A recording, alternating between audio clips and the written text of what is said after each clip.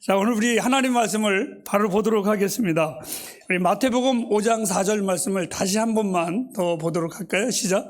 애통하는 자는 복이 있나니 저희가 위로를 받을. 오늘 팔복의 두 번째 정상을 향해서 나가도록 하겠습니다. 저는 이 목사가 사실상 늘 농담이 아닌 진담으로 얘기하지만 40년 목회하면서 가장 내 인생에 안 맞는 게 목회입니다. 늘 목회하면서도 마음이 무겁고 이 목회가 나에게는 정말 어울리지 않는 짐이라면 짐입니다. 하지만 하나님께서 나에게 끝까지 맡겨주셨기에 그냥 순종과 충성하는 마음으로 한 걸음 한 걸음 걸어옵니다. 그 맞지 않는 가운데 하나가 있습니다. 그게 뭐냐면 우리 성도님들이 아프신 분도 있고 어려움을 당하신 분들도 계십니다. 그럴 때마다 제가 연락을 받거나 전화를 하면 제가 할 수 있는 것은 솔직히 전화도 하기 싫습니다. 왜? 제가 할 수 있는 말이 기도할게요. 그 말 외에는 없습니다. 내가 능력이 많아서 기도하면 나으면 얼마나 좋겠습니까? 또 내가 재주가 많아서 그들을 잘 될 수만 있게 해준다면 얼마나 좋겠습니까? 그런데 고작 해줄 수 있는 말은 기도할게요. 이거 외에는 없기 때문에 저는 그러한 격려와 위로가 할수록 제 마음은 더 무기력함에 빠질 때가 많이 있습니다. 그럼에도 오늘도 제가 이 자리에 서 있을 수 있었던 것은 하나님이 없으면 저는 분명히 영적으로 빈곤한 목사입니다. 그리고 단 1시간도 1분도 목회자로서의 삶을 걸어가기 싫은 사람이 진정한 저의 마음입니다. 저는 늘 그래서 하나님이 없이는 나는 단 1분도 1초도 주의 제단에 설 수 없습니다. 이 고백을 하는 영적으로 무기력한 목사가 바로 저입니다. 우리 햇불 가족들에게 제가 미안한 말이지만 제가 기도한다고 해가지고 나을 것을 기대하지 마십시오. 무기력한 목사라는 걸 꼭 기억해 주시기 바랍니다. 주님의 메시지를 듣는 무리들은 어떠한 자들이었었냐면 바로 무기력한 자들이었었고 가난한 자들이었었습니다. 오늘 두 번째 주님은 행복하도다 애통하는 자들이요 시작하십니다. 우리는 가난하기 때문에 애통합니다. 그런데 그 애통의 고통 속에서 오늘 주님은 행복하다라는 표현을 하셨는데 그것이 과연 가능한 것인가? 슬픔의 쓴 잔에서 기쁨의 향기를 뿜어낼 수 있다는 말인가? 오늘 그것이 오늘의 비밀의 말씀이고 저와 여러분들에게 작지만 이 말씀을 통해서 함께 위로받는 이 시간이 되기를 바랍니다. 분명 오늘 우리가 살아가는 시대는 그 예수님의 그 시대나 지금의 시대가 거의 같습니다. 지금은 애통하는 시대가 아니라 많은 사람들이 짧은 기쁨이라도 기쁨을 즐거워하는 시대가 이 시대입니다. 사람들은 즐겁지 않은 것을 일부러라도 즐겁지 않은 것은 피합니다. 심각한 것은 피해버리고 맙니다. 이것이 오늘날 우리들의 삶의 스타일입니다. 사람들은 심각하지 않은 것으로 우리들의 삶을 채우려고 하지 아니하고 진지한 어떠한 지식이나 진지한 어떠한 대화나 이런 것을 원하지 않고 영원한 것보다는 진지한 것보다는 순간적인 것을 선택을 합니다. 그래서 그런지 오늘날 긴 프로그램이 아닌 요즘에는 아주 짧은 숏지라고도 하고 숏폼이라고도 합니다. 짧은 프로그램, 짧은 영상들을 사람은 엄청 많이 봅니다. 아마 우리 교인들은 늘 습관적으로 그래서 그런지 모르지만 우리 교회 밖에 있는 다른 우리 교회의 영상을 보는 성도들은 참 좋아합니다. 왜 그런지 아시죠? 제 설교를 시리즈로 듣고 있답니다. 짧아서. 나는 은혜 받아서 그런 줄 알았습니다. 여러분 아무리 사람들이 재미난 프로그램을 웃기는 짧은 쇼츠의 프로그램을 보았지만 그것이 충족하지 못하여 다음 프로그램을 계속해서 웃는 것을 찾으려 하는 것을 보면 삶의 압박과 두려움은 잠시나마 잊으려고 하지만 잊을 수 없는 것이 그것이고, 그래서 그런지 세월이 갈수록 이 땅에도 이미 마약이 온 나라를 뒤엎을 정도로 위기 속에 우리는 살아가고 있습니다. 주님은 이 산상설교의 마지막 부분 5장과 6장과 7장 긴 설교를 마치는 7장의 마지막에 주님은 이러한 비유를 하시면서 마칩니다. 두 사람이 있는데 한 사람은 모래 위에 집을 짓고 한 사람은 반석 위에 집을 짓느니라. 분명한 공통점은 두 사람 다 집을 짓는 사람들입니다. 허나 모래 위에 집을 짓는 사람은 덜 힘들 것입니다. 그리고 겉보기에는 똑같은 집일 것입니다. 그러나 주님이 하시는 말씀입니다. 홍수가 나고 폭풍이 나면 모래 위에 집은 무너지느니라. 그리고 주님은 그러면서 7장 24절 말씀에 이렇게 얘기했습니다. 그러므로 누구든지 나의 이 말을 듣고 행하는 자는 그 집을 반석 위에 지은 지혜로운 사람 같으니, 누구든지 나의 이 말을 듣고, 오늘 주님은 말씀하십니다. 이렇게 애통하는 자는 복이 있나니. 그냥 우는 아기들의 그 느낌이 아닙니다. 그리고 징징거리는 울음이 아니라 우리 주님이 하시는 이 말씀을 더 행복하고 더 충만하고 더 부유한 삶을 사는 보통 사람들에게 오늘 이 하나님의 거룩한 말씀을 우리에게 주셨습니다. 그렇다면 애통하는 자는 복이 있나니, 우리가 어떤 것을 애통해야 되는가? 주님은 두 가지로 저는 여러분에게 소개하도록 하겠습니다. 첫째는 자신의 부족함을 애통하시기 바랍니다. 에레미야서 10장 23절 말씀은 여호와여 내가 알거니와 인생의 길이 나에게 있지 아니하고 걸음을 지도함이 나에게 있는 것이 아니라 누구에게 있다? 하나님께 있습니다. 내가 아무리 강하고 싶다면 내가 약하다라는 사실을 인정할 때만이 그 사람은 강해질 수가 있습니다. 성경은 이 애통이라는 것은 어디에서 나오는 거냐면 자기를 돌보는 겁니다. 자기 성찰이라고도 말을 하지요. 우리 한국인들의 특성 가운데 하나가 자기 성찰이 부족합니다. 그래서 보면 늘 남 탓을 합니다. 늘 남을 원망합니다. 자기 성찰을 잘 하지를 않습니다. 그런데 우리 가까운 나라 일본이라는 나라는요, 특성 중에 하나가 자기 성찰을 끊임없이 하면서 발전해 나가는 나라가 이 나라입니다. 한번 예를 하나 드릴까요? 우리는 매년 3.1절이 되면 너나 나나 할 것 없이 일본에 대하여 흥분하기 시작을 합니다. 그래서 일본인들을 향한 분노의 그 규탄이 계속해서 나옵니다. 뭐만 조금만 잘못하면 뭐 일본이 어떻고 우리가 어떻고 맨날 그럽니다. 그런데 왜 우리가 지난날 나라를 잊어버렸을까라는 성찰은 안 합니다.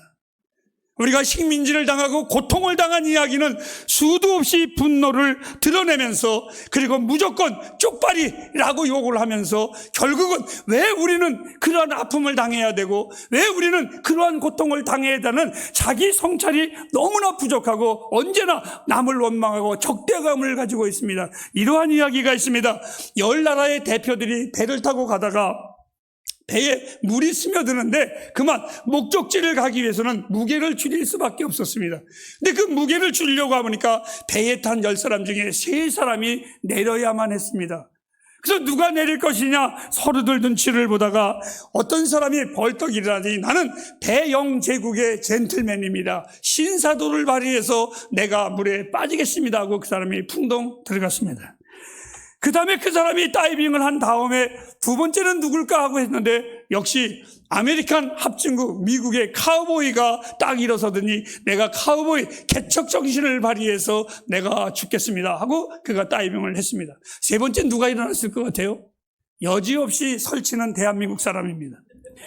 대한민국 사람이 딱 일어나더니 갑자기 이 사람이 만세 삼창을 하는 겁니다. 대한독립 만세, 대한독립 만세, 대한독립 만세 하더니 갑자기 옆에 있는 일본 사람을 단짝 들어가지고 물에다가 던져버리더랍니다.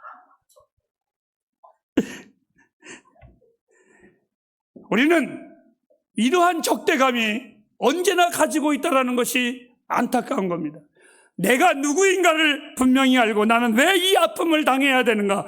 우리의 잘되기 위해서는 우리의 삶의 자기 성찰이 절대적으로 필요합니다. 바울은 로마서 7장 24절 말씀에 이렇게 말씀, 나는 누구이냐? 라고 했더니 나는 하나님 앞에서 곤고한 사람이로다.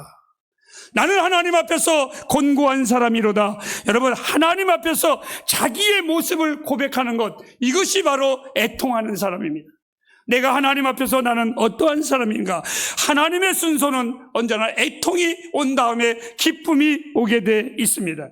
먼저 무릎을 꿇고 애통하는 자는 기쁨으로 일어나게 돼 있습니다. 시편의 다윗은 34편 18절 말씀에 이렇게 그는 고백을 했습니다. 여호와는 마음이 상한 자에게 가까이 하시고 중심에 어떻게 하는 자에게 통회하는 자에게 애통하는 자를 하나님이 구원하신다고. 여러분, 많은 사람들이 교회에 수십 년을 다녔을지라도 직분은 생겼지만 그 안에 구원의 기쁨이 없는 사람의 특징이 있습니다. 그 사람은 교만한 사람입니다. 애통하지 않는 사람입니다. 그렇기 때문에 그는 구원의 길을 들어갈 수가 없습니다. 저는 짧은 나의 인생 속에서 내 생애의 가장 행복한 날은 예수 그리스도가 나의 구주로 영접하고 나는 예수님을 절대로 필요한 사람입니다 라고 공개적으로 고백한 날이 내 인생의 가장 행복한 날이었었습니다.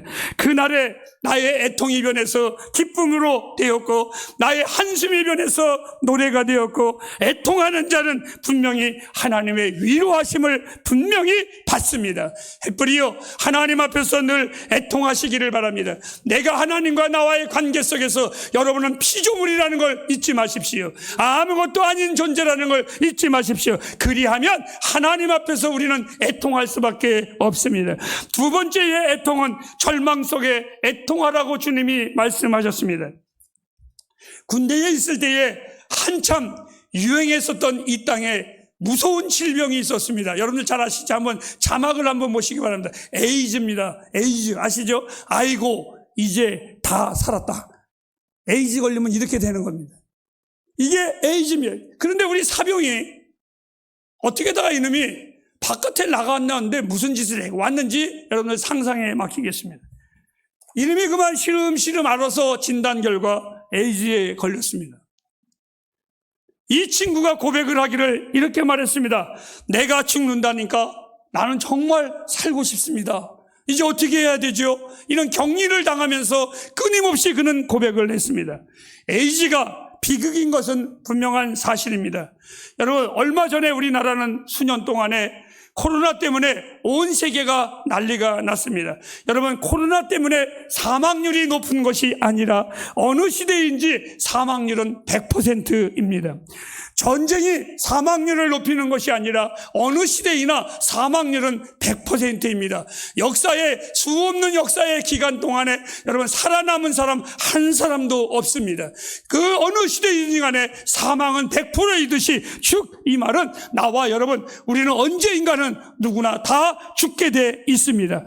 그런데 여러분 하나님의 사람은 다릅니다. 하나님의 사람은요, 하나님께서 놀라운 시간을 주셨습니다.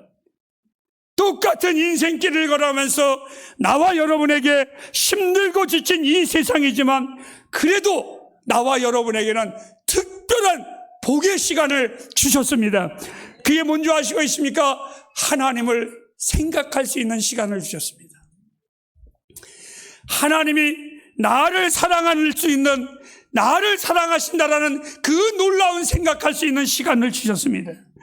나를 향한 아버지의 사랑을 생각할 수 있는 시간을 하나님이 주셨습니다. 또한 우리를 위하여 준비해 놓으신 그 영원한 삶을 발견할 수 있는 시간을 하나님이 우리에게 주셨습니다. 나와 여러분들은 하나님의 사랑을 받을 수 있는 귀한 시간을 주셨고 그 사랑을 생각할 수 있는 시간을 주셨습니다. 사랑하는 햇불가정 여러분, 신명기 33장 29절 말씀을 한번 다 읽어보시기를 바랍니다. 햇불이여 너는 행복자로다. 여호와의 구원을 너같이 얻은 백성이 누구뇨? 그는 너를 돕는 방패시요 너의 영광의 팔이시로다. 내 대적이 내게 복종하리니 내가 그날의 높은 것을 너는 행복자로다. 여러분, 내가 울 수 있는 하나님이 계시다라는 게 얼마나 행복한지요. 애통하여 나를 위로해 줄 수 있는 하나님이 내게 있다라는 것이 얼마나 행복한지요. 여러분, 하나님께서 우리에게 말씀하십니다. 너는 행복자로다. 사랑하는 우리 햇불 가족들이 행복자라는 걸 잊지 마시기를 바랍니다. 하나님을 주인 삼은 자, 복된 삶을 사는 것입니다. 하나님의 위로함을 받는다는 것, 이게 얼마나 행복한 겁니까? 하나님의 사랑을 받는다는 것, 이게 얼마나 귀한 복입니까? 어느 날 아이가 아빠와 엄마와 발걸음을 함께 가지만 절대로 아이들은 아빠의 엄마의 발걸음을 쫓아갈 수가 없습니다. 그렇다면 이 아이가 엄마의 발걸음을, 아빠의 발걸음을 쫓아갈 수 없다면 결론은 그 아빠와 엄마와 함께 가기 위해서는 아빠와 엄마를 자기에게 오게 해야만 합니다. 그 방법이 뭔지 아십니까? 울어버리는 겁니다. 울어버리는 겁니다. 여러분, 우리는 하나님과 발맞춰 갈 수 없습니다. 저는 제가 잘합니다. 처음에 얘기했잖아요. 나는 안 어울리는 목사라고. 그래서 그냥 울어버립니다. 하나님, 나 너무 힘듭니다. 종으로서 걸어온 내 인생의 길이 너무 힘듭니다. 그래서 그냥 울어버립니다. 길게 기도도 못합니다. 그냥 웁니다. 종이 주인의 마음을 헤아려야 되는데 저는 그럴 줄도 모릅니다, 하나님. 그래서 또 옵니다. 그것이 내가 하나님 앞에 할 수 있는 유일한 방법이었었습니다.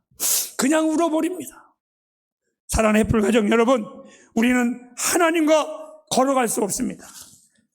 차라리 에베레스트 산을 산소 없이 무한소로 올라가는 것이 차라리 낫지, 인간이 어떻게 창조주 하나님과 걸어갈 수 있겠습니까? 우리는 못 걸어갑니다. 그렇다면 하나님이 내게로 오는 방법은 그냥 울어버리는 겁니다. 울어버리는 겁니다. 그것뿐입니까? 하나님은요, 아기들을 내가 가만히 보면요, 아기들이 울으니까요, 엄마 아빠들이 안절부절을 못하더라고요. 떠나지를 못하더라고요. 성경에 하나님께서 이해 못할 일이 벌어졌습니다. 아브라함에게 아들을 주셨는데 첫 번째 아들은 분명히 이스마엘이었었는데 그는 나의 친족이 아니라고 그랬습니다. 그리고 어느 날 친족인 이삭을 낳았을 때에 하나님께서 그들이 싸우니까 이스마엘을 내어 쫓아버리라고 그랬습니다. 하나님께서 하신 말씀입니다. 그런데 그 이스마엘이 광야로 나갔을 때에 물이 없어서 울부짖을 때에 하나님께서 그 울부짖음을 들으시고 음물을 주신 하나님이십니다. 햇불이요, 하나님이 내어 쫓는 자도 우는데 하나님 음물 주시는데 구원받은 나와 여러분이 울 때에 하나님이 왜 응답하지 아니하시겠습니까? 하나님께서요, 히브리 백성들이 애굽에서 400년 동안 종살이 할 때에 400년이 되었으니까 내가 너희들을 끄집어내리라 이렇게 말씀하지 아니하시고 출애굽기 1장에 보니까 이렇게 말했습니다. 그들이 울부짖는 소리에 하나님이 그들을 구원하시기로 작정하셨다고. 햇불이요, 우십시오. 하나님이 구원하십니다. 아니 그뿐입니까? 한나가 부르짖을 때에, 한나가 눈물로 기도할 때에 하나님께서 그의 눈물의 부르짖음을 들으시고 자녀 사무엘을 주시지 않았습니까? 내 삶의 고통의 문제 가운데 여러분 신음하지 마시고 좌절하지 마시고 주 앞에 나와서 애통하십시오. 오늘 성경은 이렇게 말했습니다. 애통하는 자는 행복할 것이니 그가 주의 위로하심을 받을 것입니다. 하늘 하나님의 위로하심을 받는 자, 행복한 자입니다. 여러분, 살아있는 그리스도인은 절대로 눈물샘이 마르지 않습니다. 하나님 앞에서 발견한 나 자신 앞에서 눈물을 흘리지 아니할 수가 없습니다. 신앙이 메마른 사람의 특징이 있는데 눈물이 메마른 사람입니다. 눈물이 메마른 사람의 특징은요, 비판은 있지만 신앙도 역시 메말라져 있습니다. 성경 시편 84편 6절 말씀을 귀하게 읽어보십시오. 시작. 저희는 눈물 골짜기로 통행할 때에 그것으로 많은 샘의 곳이 되게 하며 이른 비도 은택을. 햇불 가족들, 하나님께서 이렇게 말씀했습니다. 눈물을 흘리는 자에게는 그 눈물이 샘이 되게 하시리라고요. 애통하는 자는 복이 있나니 저희가 위로를 받을 것이라. 세속적인 눈물이 아닌 하나님 앞에서 흘리는 눈물, 주 앞에서 부족함을 애통해 하는 눈물, 하나님은 우리를 위로하시고 복 주시는 하나님이십니다. 오늘 하나님의 말씀을 다시 한번 보고 마치도록 하겠습니다. 시작. 애통하는 자는 복이 있나니 저희가 위로를 받을 것이며. 기도하겠습니다.